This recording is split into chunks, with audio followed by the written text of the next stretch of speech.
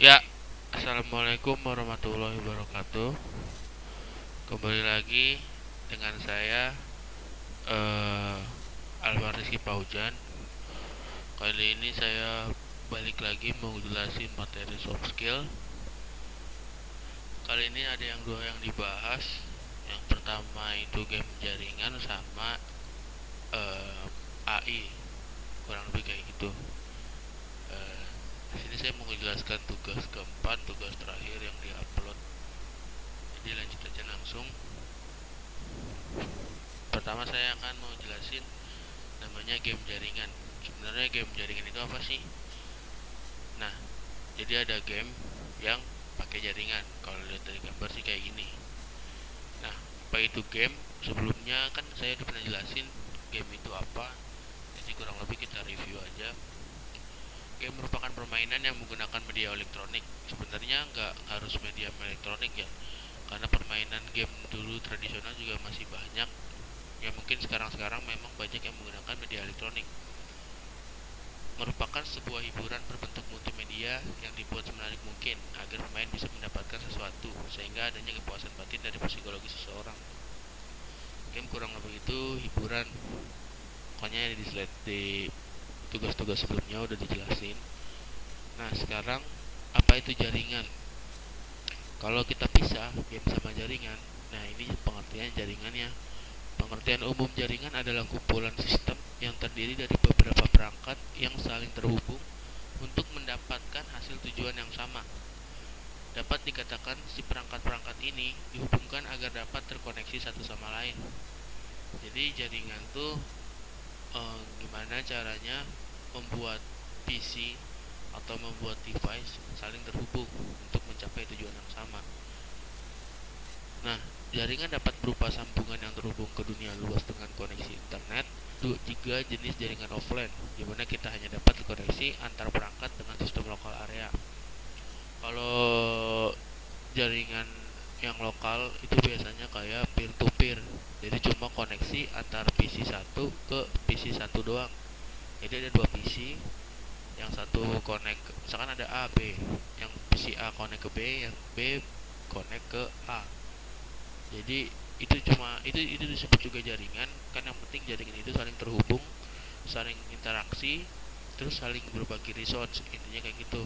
Apalagi yang menggunakan koneksi internet, dia bisa terhubung kemana-mana di luar dari lingkungan kita sendiri, ataupun bisa terhubung tidak sampai jarak yang cukup jauh.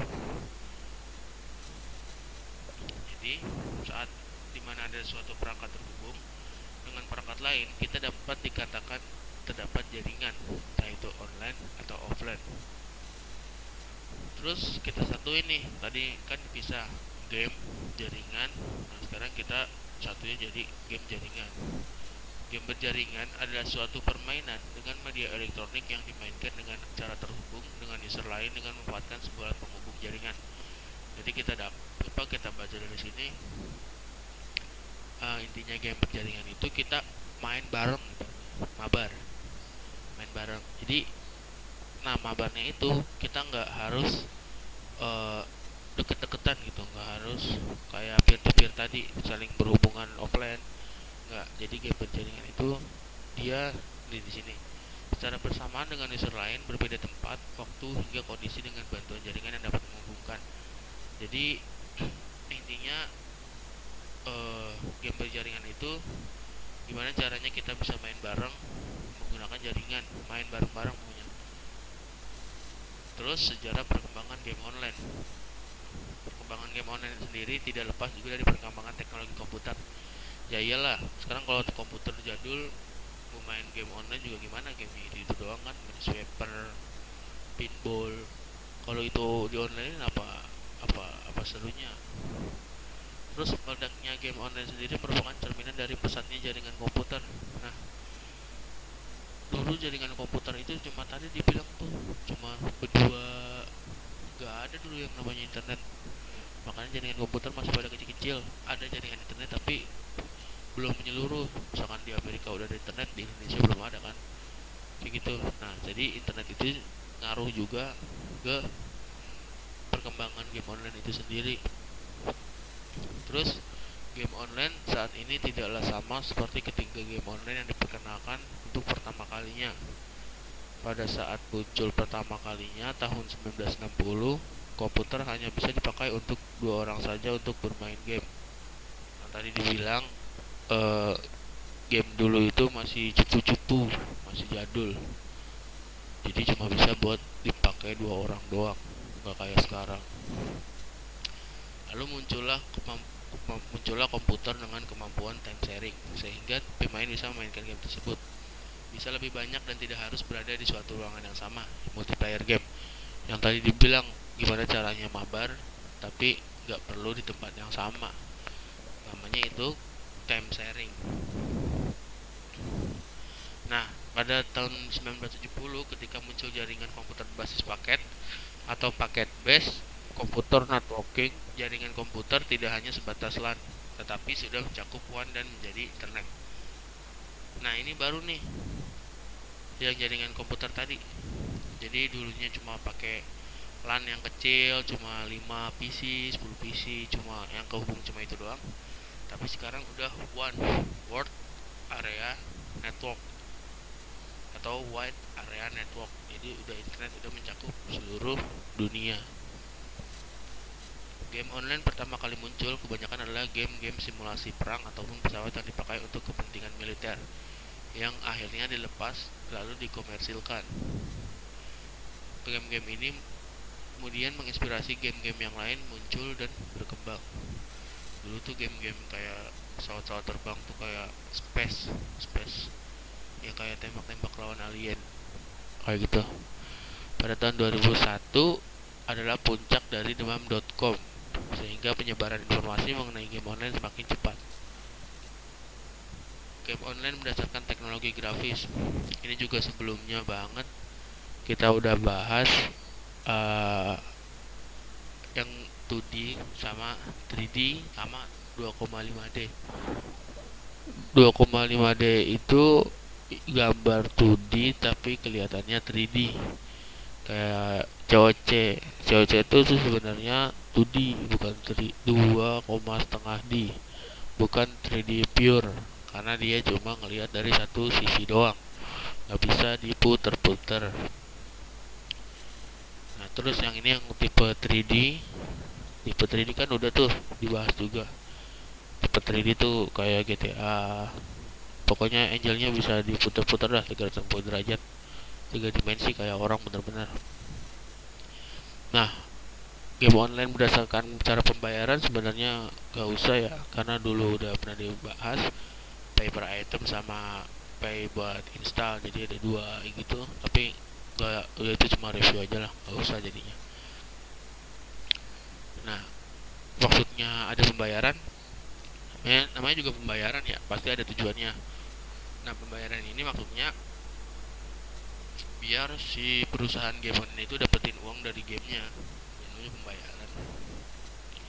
Nah, yang ini nih yang penting dalam game berjaringan, ping dalam game berjaringan. Dalam game berjaringan ini kita pasti akrab dengan namanya ping. Ping ini berperan dalam masalah real time atau ketepatan waktu pergerakan game dengan perangkat lain. Jadi ping itu misalkan kalau kita main game online ya, kita ngecek ping dulu pasti ini jaringannya aman buat dimainin game online atau enggak. Nah, yang tadi juga fungsinya nih, ping ini berperan dalam masalah real time. Nanti dijelasin di slide selanjutnya. Nih, semakin besar ping maka semakin buruk, dan semakin kecil ping maka akan semakin baik dalam bermain game berjaringan ini. Bila ping besar, maka pergerakan game akan tidak sinkron dengan gerakan game lain. Jadi kalau ping gede itu, semakin gede pingnya semakin banyak delaynya. Jadi harusnya kita lari ke belakang 2 detik yang lalu, karena ping gede jadi itu nggak gerak, padahal di layar kita udah gerak, tapi di layar mereka tuh orang itu belum gerak. Itu kalau sekarang namanya itu nge-lag kayak gitu. Jadi nggak sinkron antara pergerakan di layar kita sama yang orang-orang lain lihat. Terus jadi saat bermain game jaringan, kita disarankan untuk menggunakan jaringan via kabel, karena bila kita gunakan jaringan via wireless, maka akan banyak noise frekuensi yang dapat merusak sinyal ping, keselarasan, dan pergerakan game. Nah, via wireless emang iya, kalau dari jaringan wireless emang instalasinya lebih gampang, nggak ada kabel-kabel juga, nggak ribet juga. Tapi ya itu apa, kekurangannya masih banyak noise. Kabel juga sebenarnya ya pasti lebih aman, cuma noise masih tetap ada. Tapi kalau mau main game jaringan ya enaknya pakai kabel emang, karena jaringannya stabil, noise nya juga nggak banyak, paling noise dari kabel lain doang. Terus dengan demikian kita dapat simpulkan bahwa untuk bermain game yang berjaringan untuk memakai internet atau jaringan via kabel agar lebih stabil, yang tadi saya udah jelasin. Nah, tipe-tipe game online. Pertama, first person shooter. Nah, FPS ini jadi seolah-olah kita yang ada,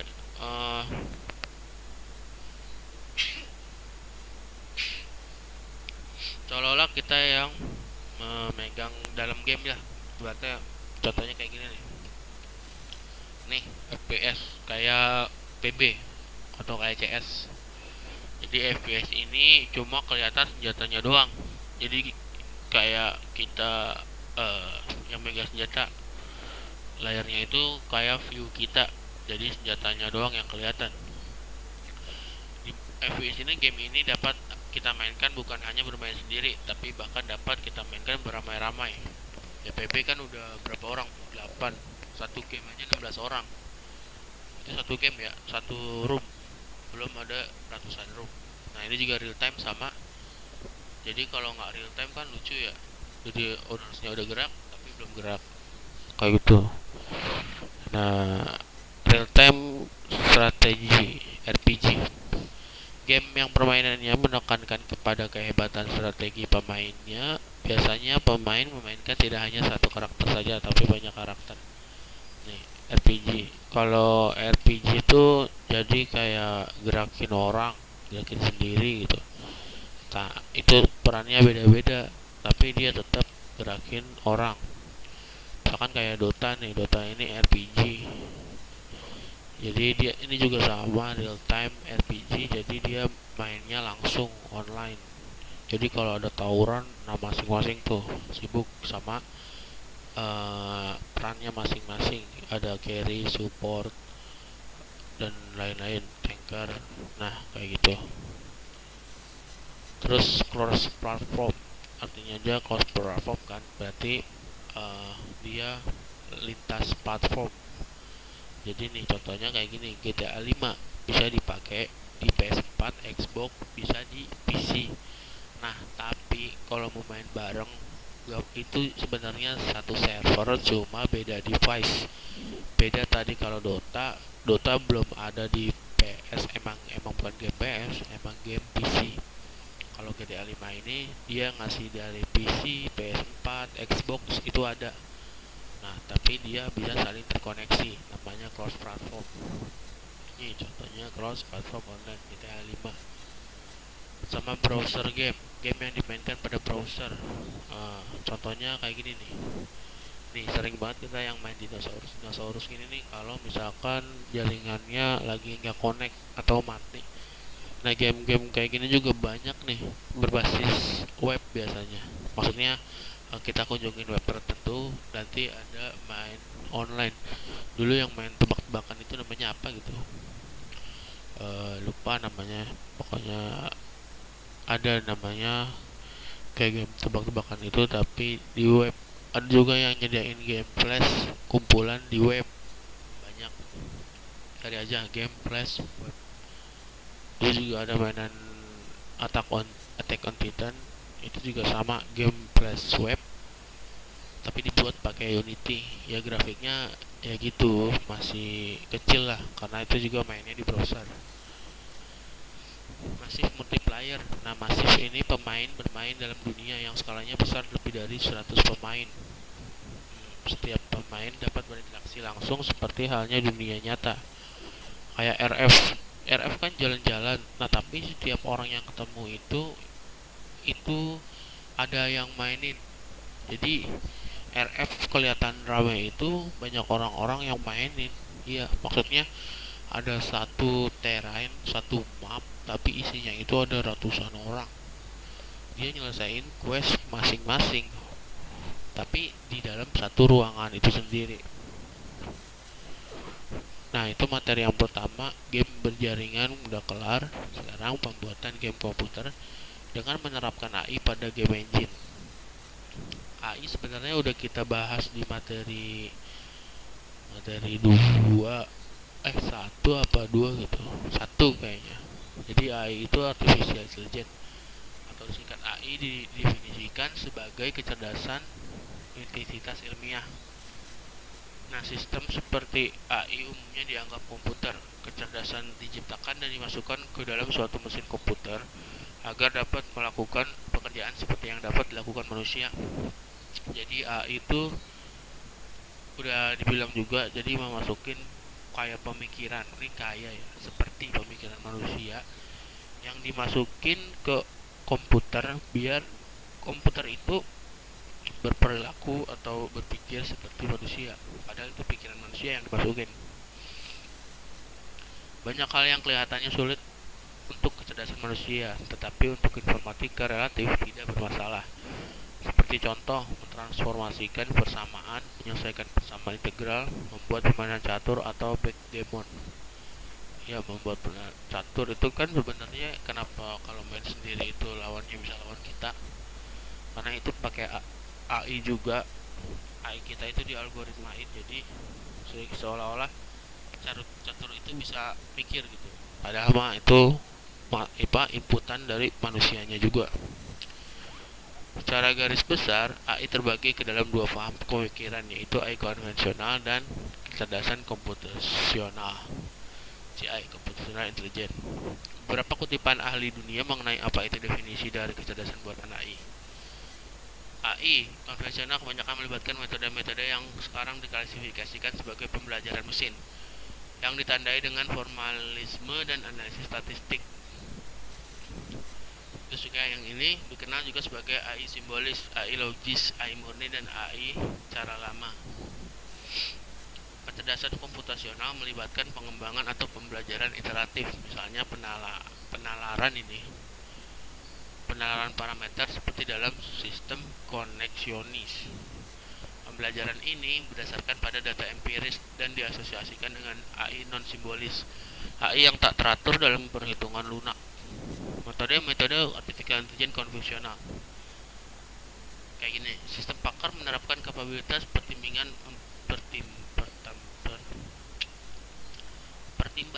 untuk mencapai kesimpulan. Sebuah sistem pakar dapat mempromosi sejumlah besar informasi yang diketahui dan menyediakan kesimpulan berdasarkan pada informasi tersebut. Nah, pertimbangan berdasar kasus, jaringan Bayesian, AI berdasarkan tingkah laku, metode modular pada pembentukan sistem AI secara manual. Yang tadi kan kita lihat ini AI konvensional, sekarang AI komputasional, jaringan saraf, sistem dengan kemampuan pengenalan pola yang sangat kuat, sistem Fuji. Teknik untuk pertimbangan di bawah ketidakpastian telah digunakan secara meluas dalam industri modern dan sistem kendali produk konsumen. Nah, detail kecerdasan buatan. Sudut pandang kecerdasan. Kecerdasan buatan mampu membuat mesin menjadi cerdas, berbuat seperti yang dilakukan manusia. Yang tadi dibilang. Kalau sudut pandang penelitian, ini sudut pandang tuh nggak salah ada 5, nanti kita slide nih. Kecerdasan buatan adalah studi bagaimana membuat komputer dapat melakukan sesuatu sebaik yang dilakukan manusia. Sudut pandang bisnis, kecerdasan buatan adalah kumpulan peralatan yang sangat powerful dan metodologis dalam menyesuaikan masalah bisnis. Yalah, namanya juga buat bisnis, pasti gunain AI-nya itu buat selesain masalah-masalah bisnis jelasnya. Terus kalau sudut pandang pemrograman, kecerdasan meliputi studi tentang pemrograman simbolik, problem solving, dan pencarian searching. Itu berdasarkan pemrograman. Nah, di sisi lain, hal yang bagi manusia kelihatannya menuntut sedikit kecerdasan sampai sekarang masih sulit untuk dihasilkan dalam informatika. Contoh media interaksi adalah penglihatan vision, suara voice, ucapan, gerakan anggota badan, dan gestur. Tapi buat sekarang, AI sekarang itu GG banget ya. Contoh kayak Amazon, Alexa, itu AI gokil, apalagi AI Mark Zuckerberg yang kayak Jarvis, parah. Untuk membutuhkan artificial intelligence pada suatu game ternyata digunakan pula algoritma. Yang tadi dibilang tuh algoritma, jadi otak kita ditumpahin ke algoritma, ke pemikiran code, gimana caranya si nanti program atau si game itu bisa mikir kayak kita, kayak kita. Jadi intinya kecerdasan kita dituangin atau ditumpahin ke dalam game melalui algoritma atau jenis pohon NRI untuk suatu struktur. Implementasi pohon tree ini bisa disebut dengan game tree. Berdasarkan game tree, inilah sebuah game yang disusun algoritma AI-nya. AI yang disematkan dalam sebuah game yang bentuk analisis game tree biasanya merepresentasikan kondisi atau posisi permainan. Kayak catur. Nah, catur itu dia pakai BFS. Jadi kondisinya banyak. Mau lawan kayak mikir kayak apa, kalau misalkan dia main catur ya mikirnya pasti si AI-nya itu bakal nyari sendiri ini keputusan yang benar, yang bagus itu buat apa. Nah, yang ini nih yang menghubungkan not kondisi tersebut ke anak child sebagai representasi sebuah pohon. Kayak pohon tree, pohon keputusan tuh BFS kayak gitu. Nah, namun biasanya representasi langsung tersebut mempunyai kelemahan, yaitu representasi data pohon akan menjadi sangat lebar dan banyak. Pastilah BFS bagi catur kondisinya aja sampai tahu lah sampai berapa itu catur, tapi tetap dapat kondisinya. Tapi ya ini lebar dan banyak. Nah, mungkin bagi seluruh mesin komputer mampu melakukan kalkulasi sebanyak apapun masalah. Iya sih. Namun game tree yang lebar dan besar memberikan beberapa masalah, antara lain konsumsi proses memori, kapasitas penyimpanan. Nah, itu juga kekurangan kalau dia terlalu banyak pakai itu algoritma tadi tuh yang BFS. Karena dia juga nyari keputusannya banyak. Nah, karena itu dibentuklah beberapa algoritma dan penyederhanaan bagi sebuah game tree. Pada salah satu contoh game klasik yaitu tic-tac-toe, apalagi ya tic-tac-toe yang pakai AI juga itu, lupa kemarin yang ijo-ijo apa namanya ya, ijo putih itu game-game Jepang.